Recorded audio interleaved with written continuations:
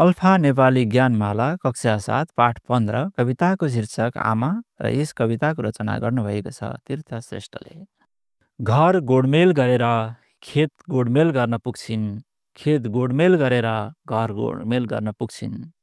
थकान उनको शब्दकोशबाट गायब छ, अवकाश अन्त्यको निम्ति साँचेकी छन्।